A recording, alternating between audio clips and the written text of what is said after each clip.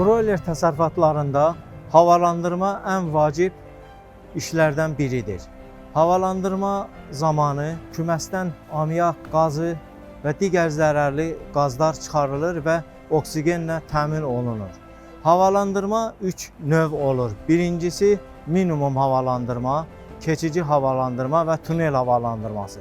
Minimum havalandırmada yığılan ammiak qazlarının çıxarılması, balaca fanların daimi işləməsi ilə davam edilir. Minimum havalandırmada küməsin içində olan zərərli qazlar bayıra çıxardılır. Keçici havalandırmada əgər küməsdə istilik çoxalıbsa, bu zaman havalandırma zamanı istilik normallaşır, istilik səviyyəsinə salınır. Tunel sistemində arxa ventilatorlar işləyir, böyük pəncərələr, böyürdə olan pəncərələr hamısı bağlanır. Hava bir tərəfdən girib, arxa ventilatorlardan çıxır. Bu isə cücələrin sağlam böyüməsində və inkişafında böyük rol oynayır.